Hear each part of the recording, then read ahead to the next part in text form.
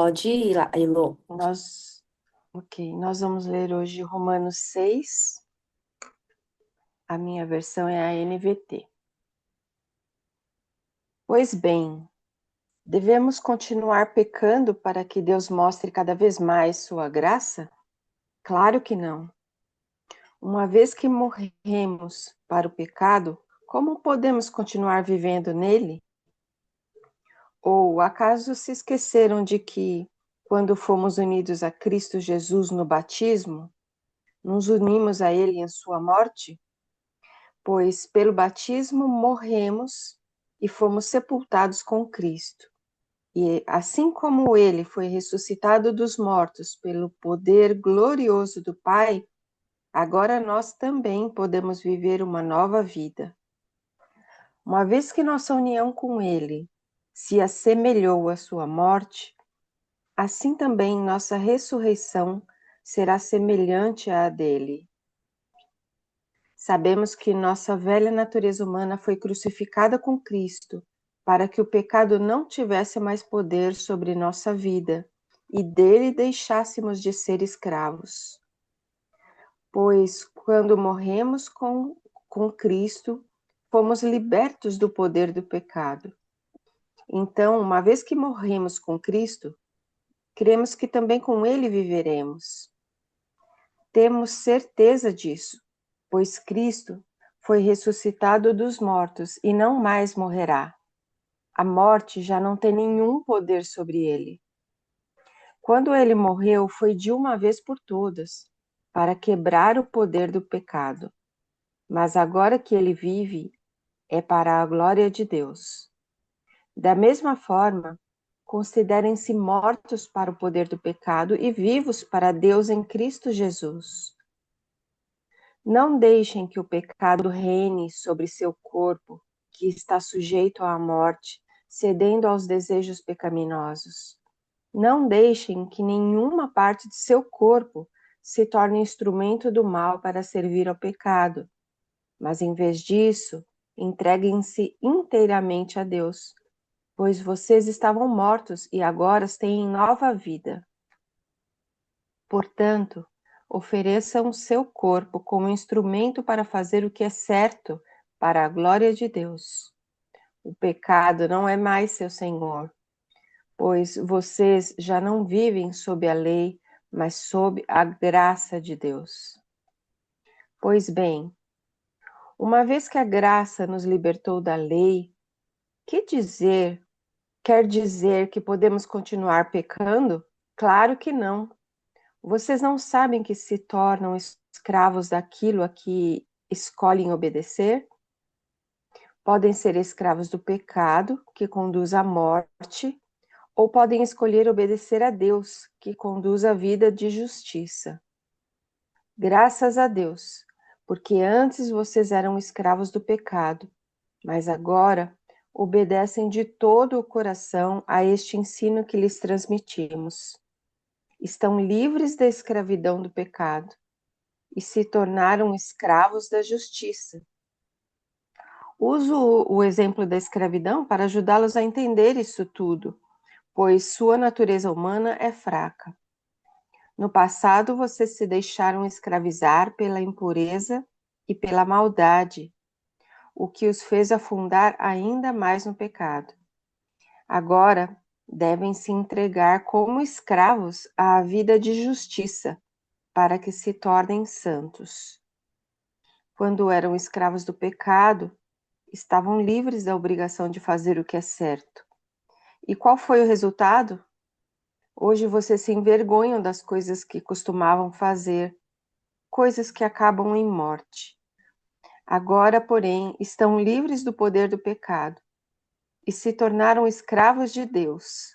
Fazem aquilo que conduz à santidade e resulta na vida eterna, pois o salário do pecado é a morte, mas a dádiva de Deus é a vida eterna em Cristo Jesus, nosso Senhor.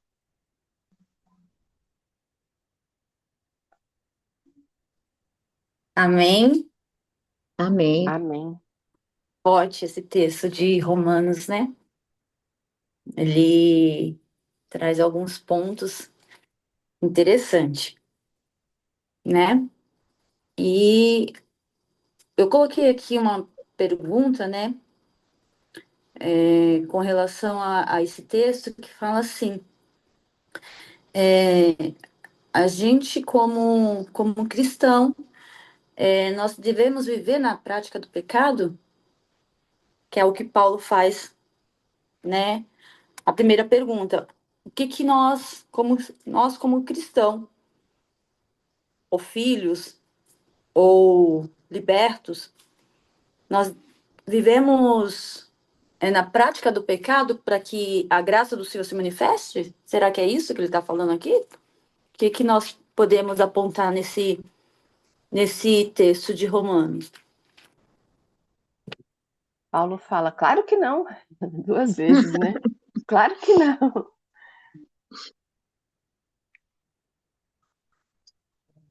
Porque o que me chama a atenção é assim, ó, que diremos, pois? Vamos permanecer no pecado para que a graça abunde? Ou seja, quanto mais pecamos, mais seremos perdoados? Será que esse é o texto que ele quer passar para nós? E aí ele responde, né, de modo algum. Mas se estamos, qual que é a condição que ele fala para que nós não venhamos permanecer no pecado? Sabendo que nós somos, né, em todo tempo que pecamos, nós somos agraciados com o perdão de Deus.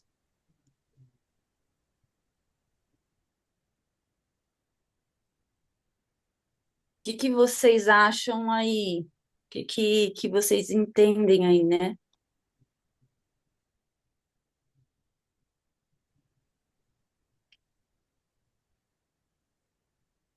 Eu entendo que quando a graça de Deus nos alcança, não existe prazer em pecar, né?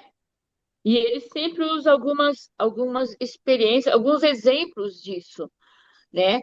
Não é necessário que você continue fazendo aquilo que desagrada a Deus para que você seja abençoado por Ele. Porque a gente já está liberto dessa forma de escravidão do pecado. Já não existe mais isso, isso não agrada mais. Mas o que agrada é estar diante da vontade de Deus, né? Porque essa é a graça, essa é a graça. Ela foi dada uma vez por toda, ela não é repetida todas as vezes que pecando. Ela foi dada uma vez por toda, né? Mas isso não quer dizer que a gente também está isento de pecado, né? Eu estava lendo um texto, ele fala assim, que o pecado da nossa vida tem que ser um acidente. Não pode ser uma sequência de pecados, mas um acidente. E quanto mais, o texto fala, e quanto mais pudermos evitar esse acidente, melhor é, porque a graça de Deus já está sobre nós. Eu li um livro, ele dizia alguma coisa nesse sentido. Ele falava, depois eu até posso trazer para a gente. Ele falava assim: é como você fazer uma viagem de carro. Então, você vai fazer uma viagem de carro, vamos daqui para o Rio de Janeiro, ou como vocês fizeram, vamos daqui para Atibaia. No percurso da viagem, pode acontecer sim algumas coisas. Por exemplo, o pneu furar. Ok. O que não pode é que a cada 5 quilômetros ou a cada 5 metros o pneu fure, né? Porque vai furar, aí tem alguma coisa errada. Então, nós, como filhos, como cristão, ele está falando nesse sentido. Nós não podemos permanecer pecando, porque a gente já tem uma condição para isso. Ele faz a pergunta e aí ele responde. Ele fala assim: não, de modo nenhum. Por que de modo nenhum? Aí tem aqui. Vocês não sabeis que fomos batizados em Jesus Cristo? Então, assim, nós somos agraciados com perdão, mas isso não é permissão para que nós fique pecando, pecando, pecando, porque quando nós somos batizados, quando nós recebemos a Cristo, como nós fomos sepultados com Cristo, isso tirou, nos libertou. Vocês estão entendendo mais ou menos? Uhum. Consegue visualizar isso? Sim, Ele quanto mais nós andamos na graça, eu acho que menos a gente está próximo do pecado, porque você vai viver. O pecado existe, ponto. Nós somos pecadores, ponto. Mas o que ele fala aqui é que eu não posso andar no pecado, né? Então eu peco, peço perdão, me arrependo, o Senhor me perdoa.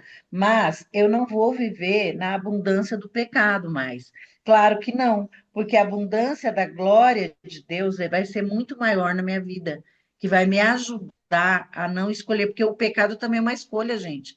Eu escolho mentir, eu escolho desobedecer, eu escolho não andar nas disciplinas espirituais, eu escolho, é uma escolha. Então, até nessa Bíblia que eu estou aqui, ele também faz essas mesmas, ele repete essas perguntas, porque é um texto cheio de perguntas, né? sim. E aí, nessa questão do 6, 1 e 2, ele fala assim: devemos continuar pecando para que Deus mostre cada vez mais a sua graça? A resposta de Paulo, claro que não. A abundância da gloriosa graça de Deus é de fato manifesta em vista da enormidade de nossos pecados do passado, mas seu poder é manifesto ao sermos libertos do poder do pecado. Então, cada vez que a gente está nessa luta e vence, que mais para frente nós vamos falar, que vence no capítulo 8 pelo poder do Espírito Santo que habita em nós, porque não é por nós, né? É manifesta a glória de Deus através da nossa vida. Então, nós não vamos ter prazer em pecar mais, para que a graça se manifeste mais, quanto mais nós estivermos buscando e irradiando essa glória de Deus através da nossa vida, que não é fácil, né? Mas é um processo diário. A graça de Deus, Eu ela vai também entendo justificar o isso. pecador, mas ela não vai justificar o pecado, que é em nós. É o Sim. pecador que é justificado pela graça de Deus. Eu entendo também, desse livro também, ele fala justamente isso. É da graça. E aí ele fala assim: Deus poderia matar o pecado, né? Tirar o pecado e aí pronto, seria mais fácil para nós. Mas ele nos dá a condição sobre o que a Angélica falou, da escolha. Então, assim, ele vai dizer que nós não somos escravo do pecado. Por quê? O escravo, qual que é a condição do escravo? Paulo usa muito esse termo porque naquela época era muito bem conhecido, né? O termo escravo. Ou você era um escravo de guerra, né? Então, assim, você tinha essa obrigação. O escravo, ele não tem vontade. Do escravo, ele não tem vontade. O escravo, tem que fazer aquilo que o seu senhor determina. Então, assim, se a gente colocar e olhar, o escravo é o pecado e nós. Então, quando nós somos escravos do pecado, nós temos que fazer aquilo que o pecado determina pela nossa vida. Mas, uma vez que somos libertos, nós somos livres pela morte de Cristo, nos dá a condição de dizer não. Então, assim, calma aí. Deus, quando Jesus morreu, ele vai matar o quê? A nossa natureza, a nossa natureza. Quando nós queremos isso, é servir a vontade de Deus, seguir a Cristo. Então, assim, Deus poderia ter matado o Senhor, que seria o pecado. Aí seria mais fácil para nós. Não sei se vocês conseguem visualizar isso. Se Deus tivesse, tipo, tirado o pecado, para nós seria mais fácil, mas não. Deus decidiu, por Jesus Cristo, que nós morrêssemos com Cristo, ou seja, morrendo com Cristo, nós vamos nascer, e aí nós não vamos estar sob o poder do Senhor, o pecado. Mas nós temos que decidir isso para não ser mais escravo quando recebe a vida em Cristo. Consegue visualizar? O que vocês acham? É por isso que houve Deus, Jesus Cristo, após isso, ele envia o Espírito Santo, né? Porque é ele que vai nos ajudar a justificar a justiça, o juízo e o pecado. É isso. Tanto é que Paulo fala, né, que o bem que ele quer fazer ele não faz e o mal que ele quer, que ele não quer fazer isso ele faz, porque é um conflito interno entre essas duas coisas. A graça não pode ser uma desculpa para você pecar, mas a graça ela tem que ser entendido como a força que vai nos ajudar a resistir ao pecado, né? E resistir ao pecado, ele fugirá de vós, né? É uma resistência que o Espírito Santo de Deus nos dá para a gente resistir a essa situação pecaminosa. Não porque nós vamos ser tirados do pecado, mas nós temos que aprender a resistir a essas formas de tentações que surgem ao nosso redor e que nos faz pecar. O que eu achei interessante aqui no versículo 7 é: pois quando morremos com Cristo. Às vezes a gente coloca o sacrifício de Cristo. Então, acho que é aí que está o detalhe, né? O sacrifício de Cristo, a morte de Cristo, então agora eu posso fazer tudo, né? De fato, eu fico livre. A condição que Deus me restaura quando eu morro com Cristo é a condição de Adão de poder escolher. Porque quando Adão pecou, a partir da escolha de Adão, ele entrou a morte, né? E aí a gente passou a não ter mais essa escolha.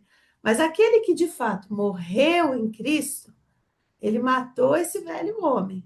E uma vez que ele matou esse velho homem, aí ele volta àquela condição de poder escolher.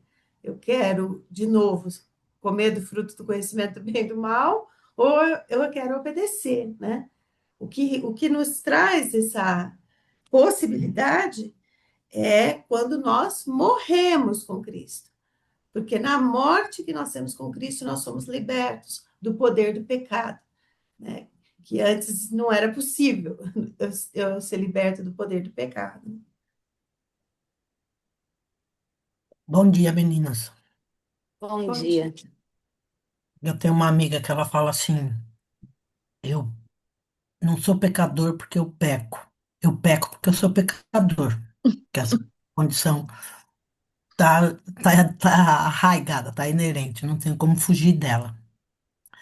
Eu acho que uma das belezas, um dos poderes da graça é me trazendo essa consciência do pecado, né? Porque eu que não nasci em lar cristão, me converti um pouco tardiamente. É, hoje eu olho para trás e vejo que tinha muito pecado que, para mim, fazia parte da minha personalidade, é, do padrão, estava tudo certo. Eu tinha um monte de justificativa para um monte de pecado. Mas ao conhecer Jesus, ao conhecer a graça, uma das belezas foi essa iluminação, né, de que muitas das justificativas que eu encontrava, na verdade, só desculpas para continuar pecando. E aí a graça vem como um- uma força, né? Uma vontade de, de me fazer lutar contra isso. É meu espinho na carne que eu vou ter que brigar, né? E tem também os pecados que vão aparecendo, que não são assim tão bem trabalhados, tão bem esclarecidos, mas que no dia a dia, escorreguei aqui, respondi mal, respondi para alguém ali, né? E aí a graça vem dizendo que você tem caminho para, você tem como, você não precisa carregar isso como um peso, né? Volta lá para a cruz, se arrepende, se redime, se refaz com as pessoas que você eventualmente machucou por conta do pecado e carrega que essa culpa é sua, mas você tem como voltar lá para Cristo, ainda que as pessoas não entendam, é você e Cristo, né? E uma das belezas da graça é isso. Eu não consigo contextualizar o pecado assim como uma coisa listada, né? Uma lista dos meus pecados e que eu vou agora brigar com elas, vou. É disso que Cristo me libertou, né? Eu consigo fazer essa lista olhando para trás, mas eu não consigo ter essa lista pronta para o dia de hoje, né? Hoje eu não vou fazer isso, hoje eu não vou fazer aquilo. De repente eu escorrego, mas eu tenho a graça que me faz voltar. Então não é porque eu tenho a graça que eu vou ficar fazendo, né? Ah, tá tudo bem, eu vou esquecer do que Cristo já me iluminou e já me trouxe como pecado a ser trabalhado, mas ainda que eu escorregue neles, eu não preciso carregar o peso, né? Eu posso voltar lá na cruz, ele me deu, e aí eu posso fazer essa escolha consciente. E essa consciência só me vem também por conta da graça. É a graça que me traz essa consciência. E ela que me fortalece para continuar lutando. Porque eu vou falar para vocês, a carne é dura mesmo, é um trabalho árduo de fazer isso, né? De restaurar muitas das coisas que o pecado quebra em mim diariamente, é um trabalho duro. Muitas vezes eu vou ter que passar por uma vergonha, muitas vezes eu vou ter que voltar lá numa pessoa que também não, também me atingiu com o pecado dela, mas eu não tenho nada a ver com o pecado da outra pessoa, eu tenho que tratar o meu, então eu volto lá e para restaurar alguma coisa é uma luta grande. E a força para essa luta é a própria graça. É a graça que me fortalece para isso. Então eu vou aproveitar que eu tenho a graça para ficar pecando toda hora? Não. O que a graça já me clareou, já jogou na minha cara que é um pecado que eu realmente tenho que lutar contra aquilo, ok, mas os pecados, os vários pecados que estão na minha carne, eu vou de pouquinho em pouquinho, cada dia, todos nós vamos escorregando, né? Outro dia, numa das igrejas que eu estava participando, uma irmãzinha falou: Puxa, sofri consequências por causa do meu pecado. Eu falei: É verdade, todos nós sofremos. Não vamos ter como fugir das consequências do pecado. Mas, puxa, não tinha ninguém lá no palco da igreja que possa dizer eu estava totalmente santificado, né? Porque está todo mundo nessa luta, é diária para todo mundo, né? Para os pastores, é para mim, é para quem está começando, é para quem já está há muito tempo, né?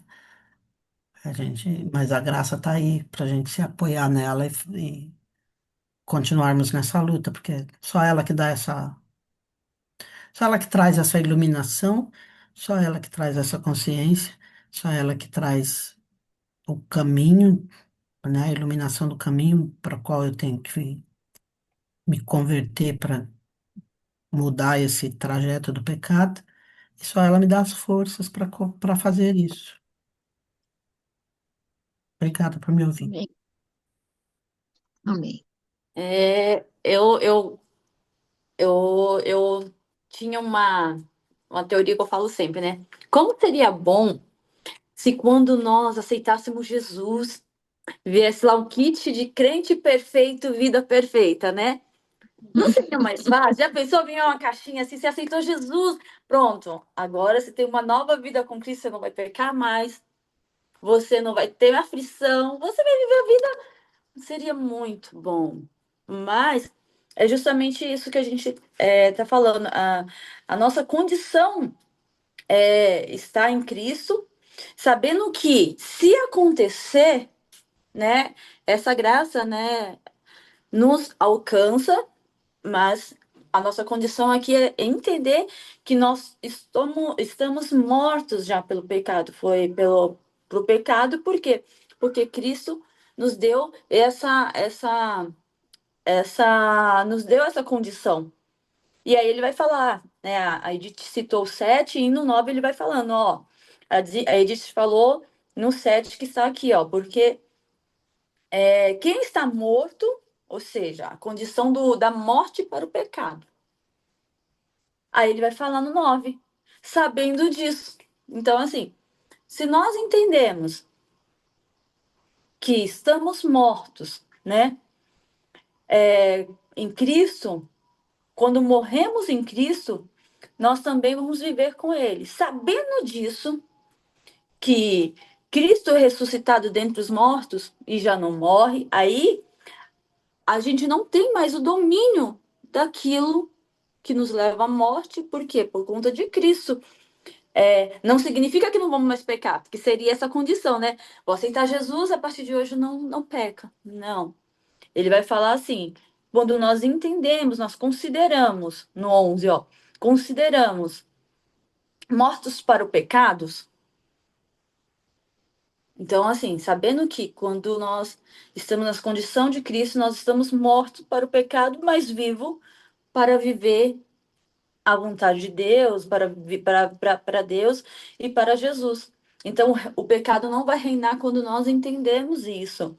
Não que nós não iremos pecar, até porque nós estamos aqui, mas é aquela condição lá do carro, né? Não adianta você fazer uma viagem daqui para outro estado, o carro quebrar uma vez, ok. O que não pode é a cada 5 metros, cada 5 quilômetros o carro quebrar. Ou seja, viver uma vida com Cristo, mas pecando, pecando, pecando, né? Lá vão ter. Não, nós temos que entender que o pecado ele não reina mais sobre nós. Aí que vem essa condição de sermos agraciados. Muito bom. Consegue E, visualizar isso? sim. E ele usa umas palavras que eu acho que ajudam a gente a entender também. Ele fala: não deixe que o pecado reine. Isso. Ele fala que nós consideremos-nos mortos para o poder do pecado. Não deixe que nenhuma parte, no 13, do seu corpo se torne instrumento para servir ao pecado. Entregue-se inteiramente a Deus. Agora vocês estão mortos para o pecado e têm nova vida. E aí ele conclui: portanto, ofereçam seu corpo como instrumento para fazer o que é certo para a glória de Deus. O pecado não é mais seu senhor pois vocês já não vivem sob a lei, mas sob a graça. Então, no 14, o pecado não é mais o seu senhor. Então, acho que isso aqui é um segredo.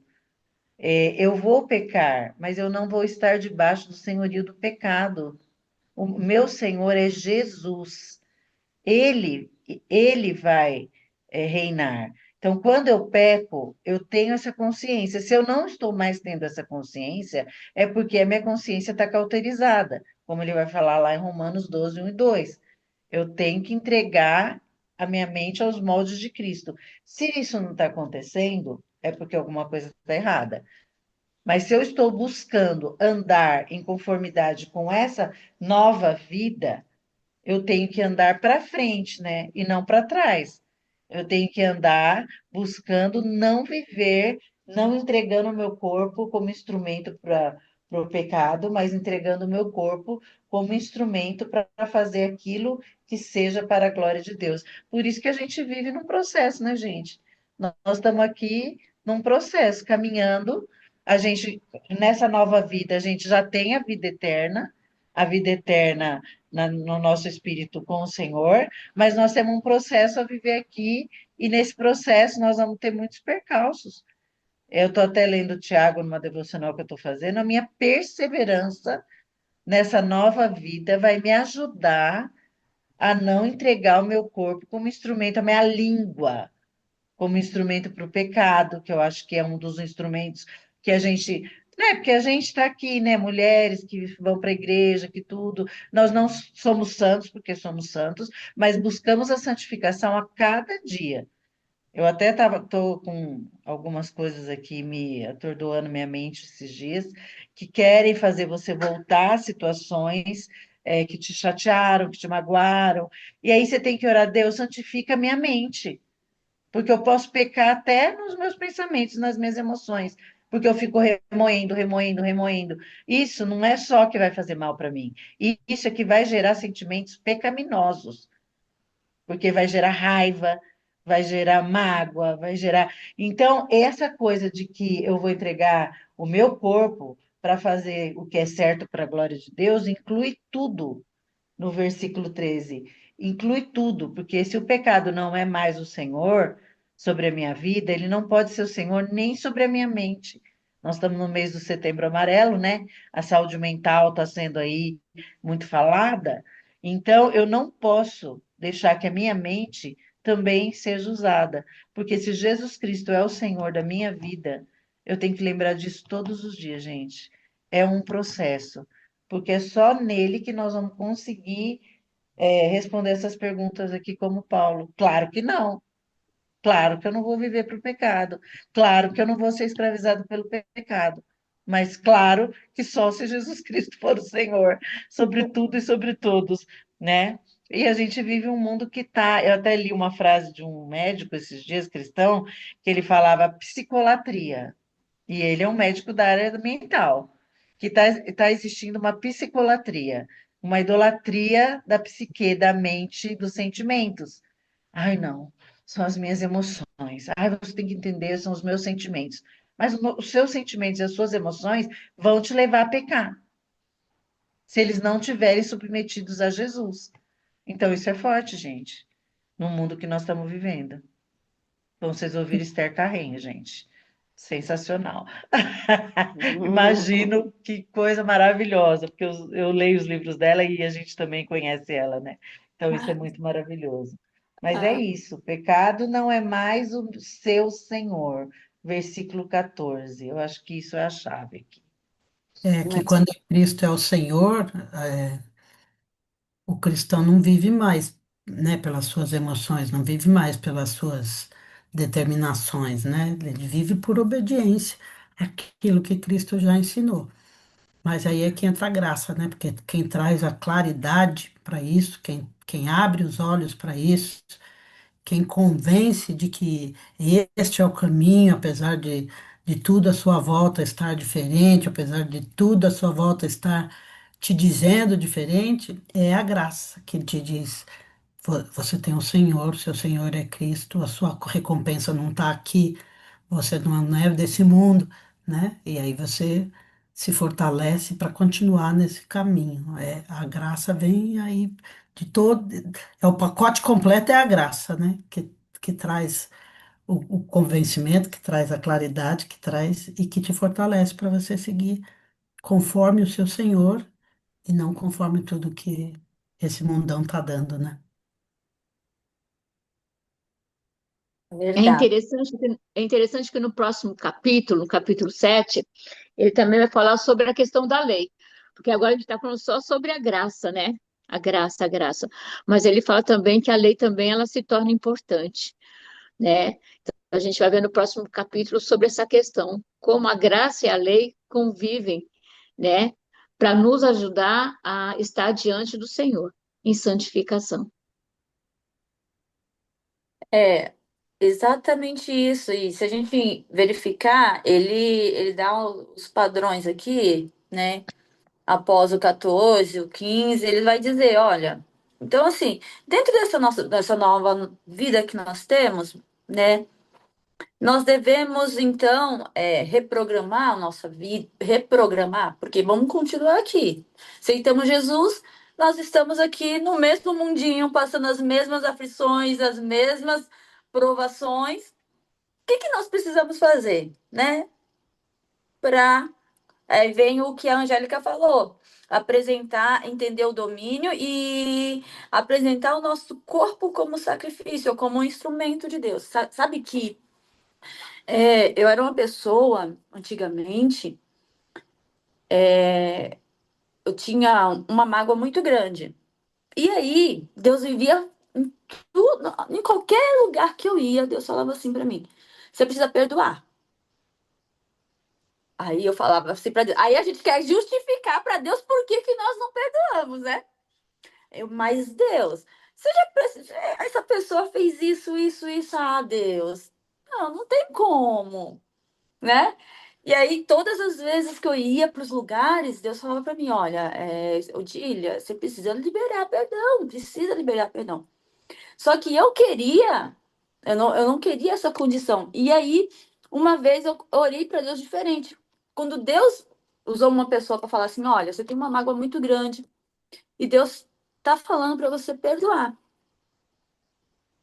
Aí eu falei assim: agora eu vou orar diferente, então. Não vou mais justificar por que que eu não estou perdoando. Parei de justificar. E aí eu falei para Deus assim: Deus, eu não quero perdoar essa pessoa. Eu, Odília, não quero. Não quero. Eu quero que ela sinta as mesmas coisas que eu senti. Então, a minha vontade é essa. Mas, Senhor, eu quero que o Senhor me ajude a perdoar. E eu quero, assim, que seja algo tão natural. Eu quero que o Senhor trabalhe na minha vida, porque assim, eu não quero, mas eu quero que a tua vontade seja feita na minha vida e que seja algo natural, que eu possa perdoar tanto essa pessoa quanto qualquer outra pessoa. Vocês acham que no outro dia eu estava amando essa pessoa? Não. Não. Não, lógico que não, né? Mas Deus me tomou de tal forma que eu entendi o que a palavra dele falou para mim. E através disso, o que aconteceu?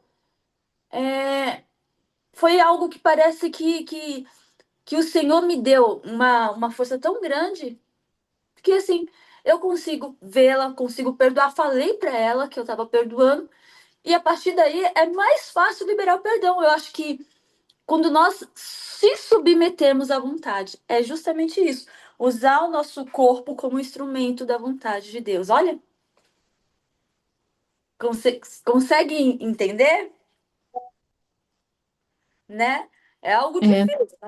Mas, assim, quando nós entendemos que sozinha nós não vamos conseguir, não vou conseguir.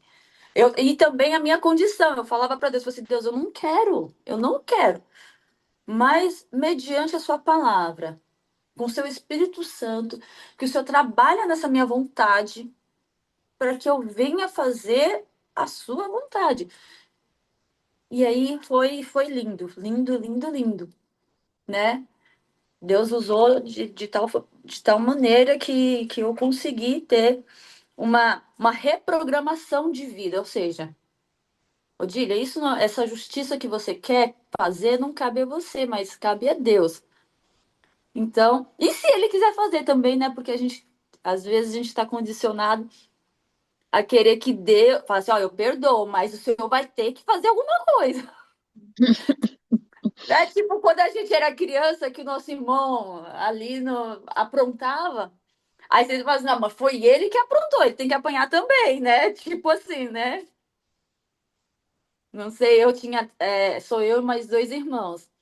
E minha mãe sempre batia em mim, no irmão mais, no segundo, e o outro, que era o mais novo, não apanhava. Aí a gente falava assim, mas tem que bater nele. Como ela não batia, a gente batia nele. Olha, como ela só batia de mim no outro, aí a gente batia no irmão mais novo, porque a gente apanhou. Olha que coisa. E Mas é isso. é interessante que a gente, no capítulo anterior, a gente estudou que o nosso ministério é o ministério da reconciliação, né? E que a lei, ela é o padrão de Deus. Então, a gente não consegue atingir o padrão de Deus, porque nós não somos deuses, né? Então, a gente chega ali na necessidade da graça, né?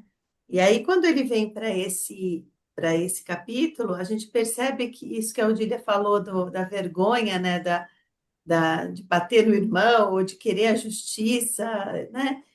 É justamente essa luta, é uma luta de reconciliação. Você vê que é tanto reconciliação com Deus, porque quando a gente peca, a gente se envergonha, a gente fica naquela questão, ai meu Deus do céu, fiz isso, né? Eu fico sem graça, né? Por ter feito. Aí ele fala assim, até que as coisas que a gente fazia no passado nos envergonha, mas toda vez que a gente peca, a gente sente vergonha da gente, né? E aí Deus, o Espírito Santo, promove na gente a, a reconciliação com Deus e a reconciliação com o outro. Por isso que insiste no perdão, insiste, vai lá e perdoa, ou vai lá e peça perdão, né? Esse final de semana mesmo eu ofendi a Edna, né, Edna? Numa brincadeira, aquelas brincadeiras besta que a gente perde a mão, né? E aí depois fui pro culto e aquilo ficou ali em mim, ficou ali em mim. Até que depois eu falei, não, eu vou precisar reunir todo mundo e pedir perdão para a Edna na frente de todo mundo. Por quê? Porque é o velho homem que vai, que passa do limite, né? Que se acha e que acha que pode atropelar o outro, né? Mas daí, quando o Senhor aponta, né? Aí você tem que fazer o caminho de volta para a reconciliação. Porque se você não faz, se você é orgulhoso e você não faz o caminho de volta e pede perdão, você não se reconcilia. E aí você causa no outro também um pecado. Porque daí o outro fica irritado e também, né? Então Deus vai trabalhando com os dois. Se um é duro e não pede perdão, Deus trabalha no coração do outro para que ele libere perdão, né? Mas a graça do povo de Deus é quando ambos têm a mesma sensação, o que tem a vontade de pedir perdão e o outro de liberar perdão, né? E não voltar mais, como disse a Angélica, não voltar mais nele, né? Uma vez que eu perdoei, eu não preciso mais voltar naquilo, né? Mas às vezes volta, né? Quando vem uma nova circunstância, a gente quer absorver tudo de volta. E não, o Senhor falou: vocês estão livres disso, vocês estão livres do pecado, vocês estão debaixo da graça, então se liberte, né?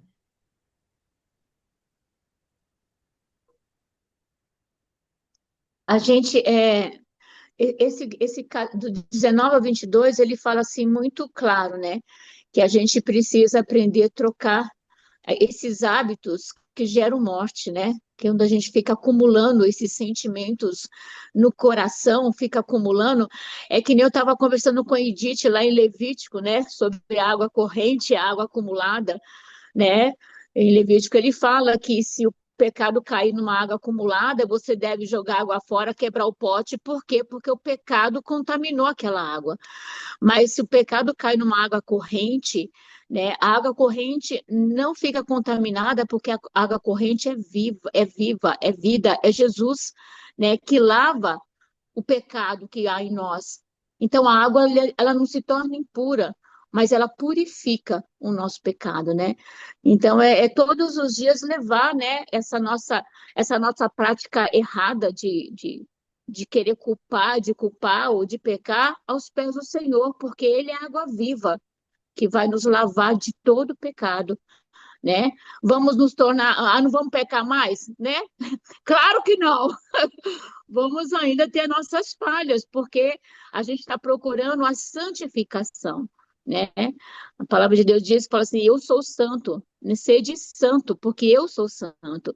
E a gente não nasce santo, a gente procura se santificar cada dia, através da palavra de Deus, através da atuação do Espírito Santo em nossa vida. Se há separação entre você e Deus, se há separação entre você e o irmão, se há separação entre a igreja de Cristo, nós não estamos seguindo o Evangelho de Cristo, porque o Evangelho de Cristo é o Evangelho da reconciliação, né? Às vezes a gente foca demais no pecado e esquece de focar no poder que a gente recebeu ao ser liberto do pecado, que é o poder de reconciliar, né? E para reconciliar, você precisava primeiro estar conciliado, ter perdido a condição de conciliado, para daí reconciliar, né? Então, essa maneira como eu ajo, por conta do poder que agora eu tenho, que é o poder do Espírito Santo, e não mais o poder do pecado, é o que eu posso, uma vez quebrado, reconciliar, né? Reconectar, né? Tanto com Deus quanto com o irmão, com a igreja de Cristo, né? E justamente aqui ele fala assim no 22 também, né?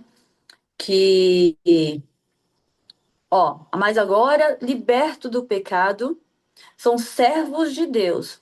Tendes frutos para a santificação e por fim a vida eterna. Então, assim, antes nós éramos servos do pecado. Quando nós somos libertos do pecado, agora a gente não temos mais aquele jugo de escravidão, mas passamos a ter o quê?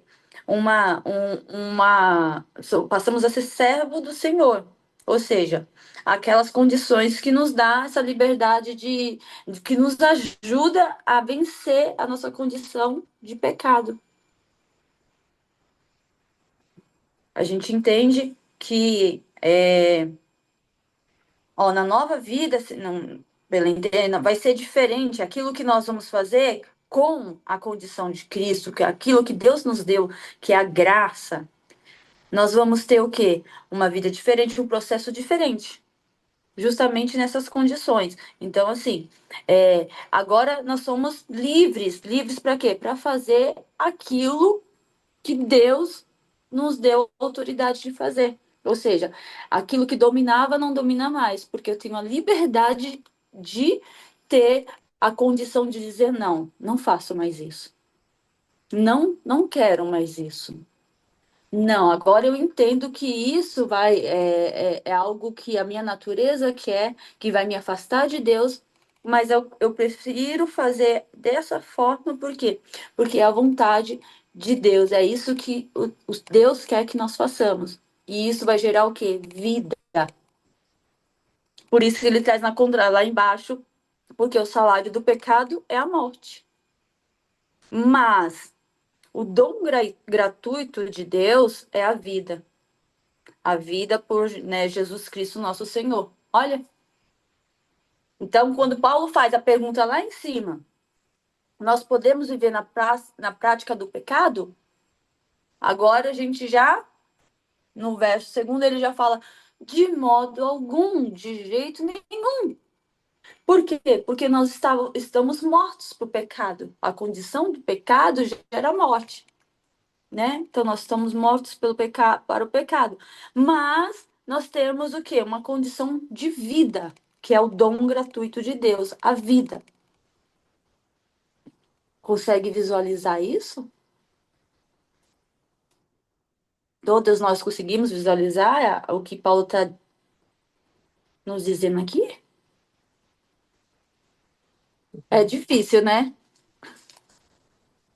Como é difícil entender e é uma contraposição, né? Ele fala o salário do pecado, aquilo que você trabalhou um mês inteiro, você tem algo a receber. Então, ele vai falar assim, ó, se nós continuarmos nessa mesma condição, que é aquela de, após receber a Cristo, continuar na mesma prática, qual que vai ser o resultado disso? A morte. A morte. Então, por que que nós não podemos viver na prática do pecado, mesmo sabendo que a graça superabunda no pecado? Por quê? A prática dele, condição de fazer, vai gerar o quê? O estado de morte. Mas, aí ele vai trazer aqui, por meios não por meios do nossos esforços, mas Cristo, Deus, porque nós não temos essa condição. Por mais que nós praticamos atos de bondades, por mais que nós praticamos atos de bondade, nós não poderemos gerar vida. Então, por isso que nós recebemos do Senhor esse dom gratuito, essa graça, para que nós possamos ter vida. Por mais que nós vivemos em bondade. Por isso que as pessoas falam assim, mas a pessoa era boazinha, nunca fez mal. Nossa, a pessoa tá... Não, a gente precisa dizer e falar e reconhecer Deus para que nós possamos ter vida. É a única. Por isso que ele faz essa contraposição. Se a nossa condição continuar no mesmo, nós vamos morrer. Mas, indiferente, se nós sermos bons e não aceitar a condição que foi dada por Deus, precisamos aceitar essa condição, a graça. Precisamos dizer para quê? Para que nós morremos para o pecado e nascemos para Cristo, temos uma nova vida com Cristo. É isso que eu entendo aqui. Vocês conseguem entender isso?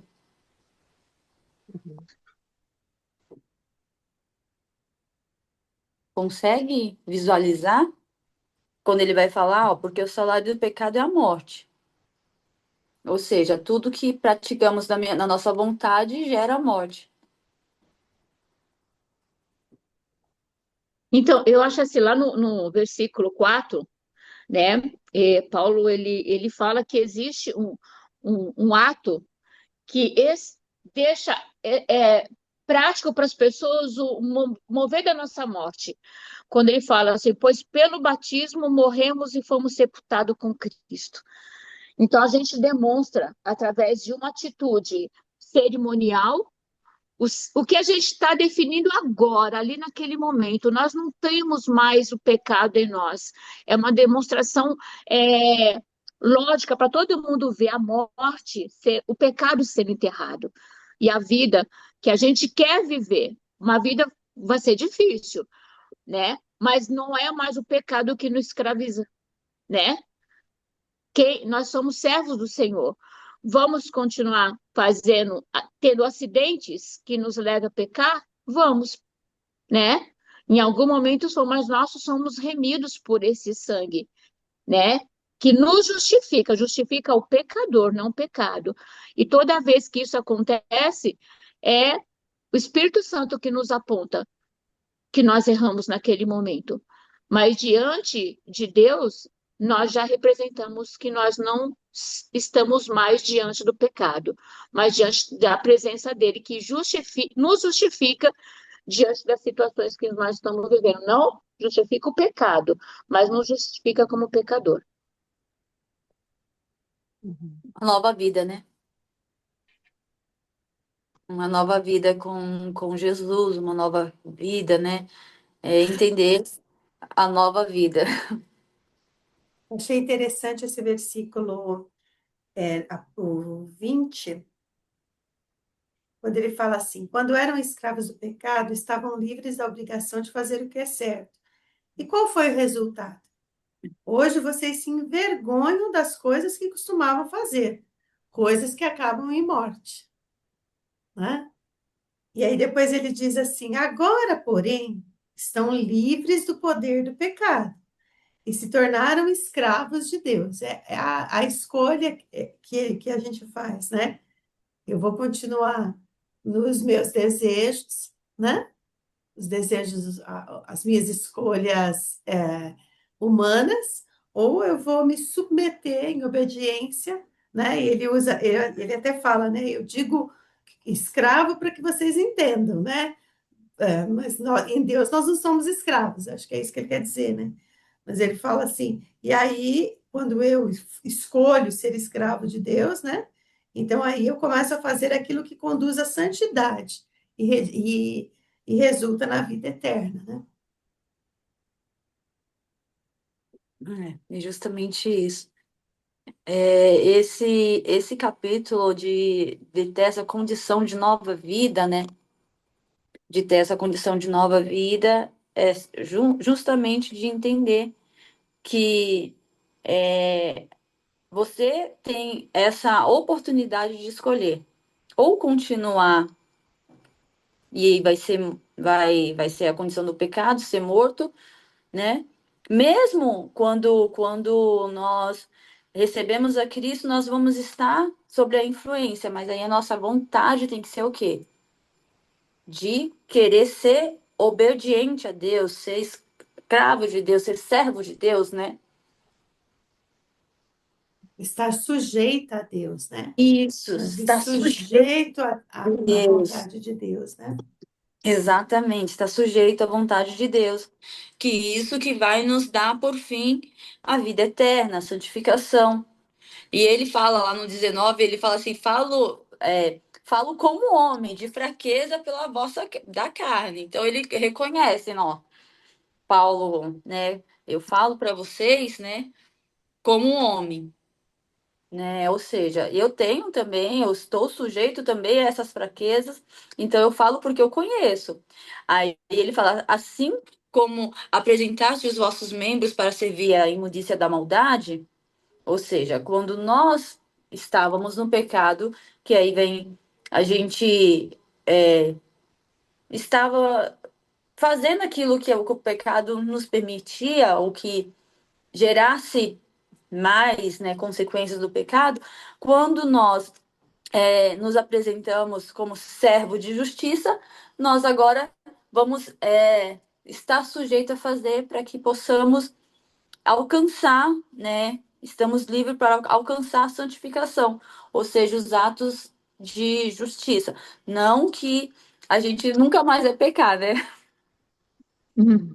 Seria bom, como eu digo, a gente recebeu o kit crente perfeito. A partir de hoje, não tem mais pecado, não tem mais confusão, vai ser perfeito. Seria ótimo. Mas não, nós vamos estar aqui com as mesmas vontades, com o mesmo, eu lembro, eu tinha um pastor que ele falava assim, eu achei que eu tinha matado o velho homem quando me batizei, né? Mas o desgraçado sabia nadar, né? Tipo assim, a gente se batizou, né? E achou que ali tinha morrido todas, mas não. A gente vive, mas assim, calma aí. Aquela vontade vai continuar. Aquilo, quem é que vai lutar contra isso? Sou eu, para praticar os atos de bondade, os atos de justiça, aquilo que o Senhor determina. O que vocês. Eu usava essa frase e ainda fazia uma brincadeira. Ah, Imagina eu que trabalho numa escola de natação. Quanto eu imagina. sabia nadar. Exatamente. Então, quando a gente entende essa condição, né? A gente ainda vai ceder porque estamos aqui. E a gente ainda não entendeu, não, sem o Espírito Santo, sem Jesus, nós estávamos totalmente entregues. Hoje nós temos o Espírito Santo, nós temos Jesus que vai nos ajudar para que a gente não se iluda com essa ideia de, nossa, eu já estou livre disso. Não, é o Espírito Santo que vai nos direcionar. Porque muitas vezes a gente acha que, não vou mais cair no mesmo erro. Não, é o Espírito Santo que nos dá essa capacidade e nos direciona. É como eu falei lá da vontade de perdoar. Perdi perdão para pedir para que Deus me desse essa capacidade, porque eu não teria. E nós não temos, por isso que precisamos do Espírito Santo. Por isso que precisamos de Jesus. Mas significa que todas as vezes que algo vier, ou que essa pessoa vier de novo e fazer algo de novo, que eu vou estar livre, agora eu vou perdoar ela. Não, vai ser sempre trabalhado. Por quê? Porque a nossa vontade está lá, a carne está lá.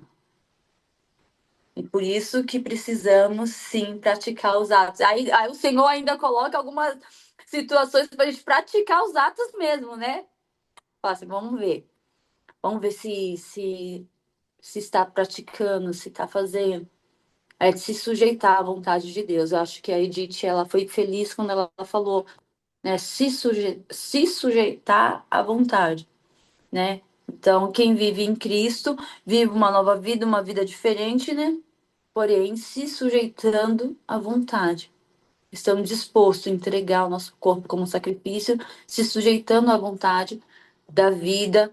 Para quê? Para alcançar aquilo que Paulo diz lá. Não podemos viver na prática, como filhos, como cristão. Nós temos que abandonar essa prática, se sujeitando à vontade de Deus.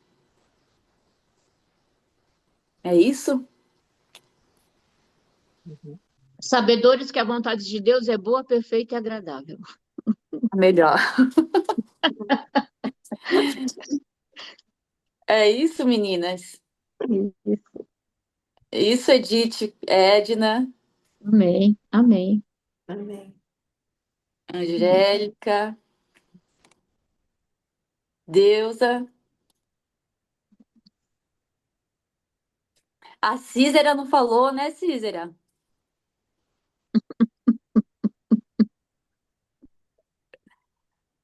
É isso?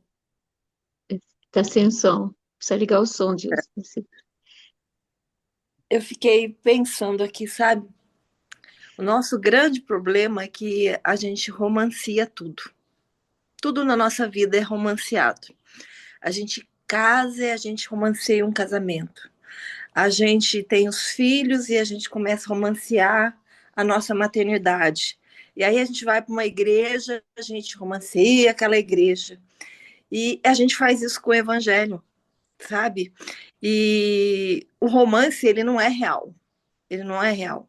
Então, eu acho que esse texto de Paulo, ele nos traz de volta a realidade de quem nós somos. O impacto de Paulo para a minha vida não negue aquilo que você é capaz. Você é pecador. Mas se não se esconda atrás dessa desculpa.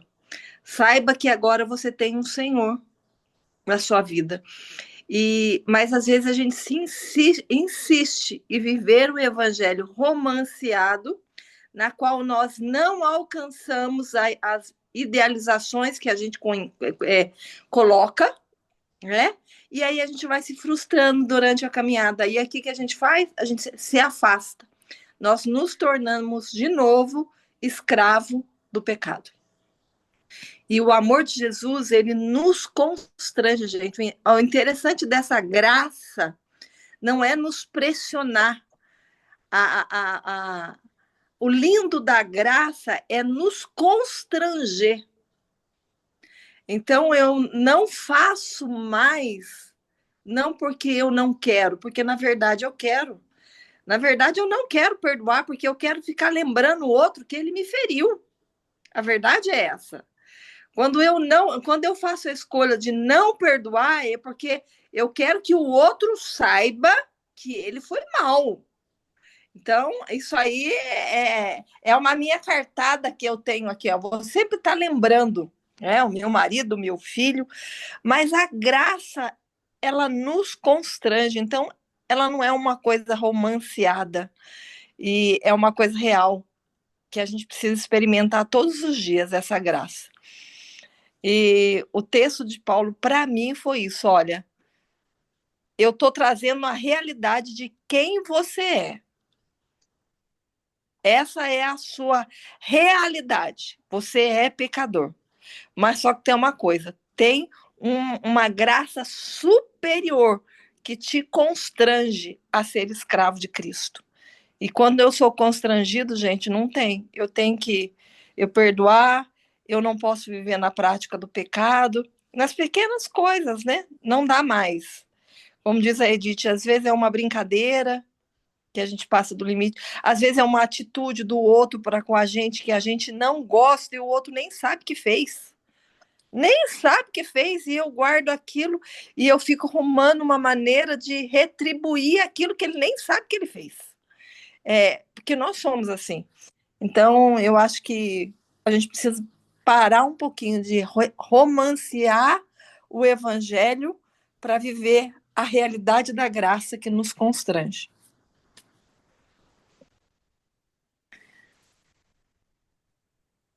Nós já passamos do horário, hein? Já. Vamos orar, então? É muito bom. Eu louvo a Deus pela sua oportunidade de estar com vocês, né? E para a gente poder, né? É muito bom compartilhar os nossos entendimentos e saber que nós somos portadores da graça. Eu costumo falar na igreja, e eu aprendi isso, que ao conhecer a graça de Deus, você deseja demonstrá-la. É algo que está, né, em nós. Que nós possamos fazer isso. Amém? Vamos orar? Amém. Senhor, nós te louvamos, Senhor, pela tua presença e pela tua graça. Amém. É bom sermos filhos, Senhor, tomar posição de filhos e entender que nós temos um Pai bom, misericordioso, que cuida de nós. Senhor, mediante o que nós aprendemos, Senhor, nos ajude com as nossas fraquezas, nos ajude com as nossas limitações, para que nós venhamos permanecer, Senhor Deus, cada dia mais, Pai amado, praticante da tua vontade.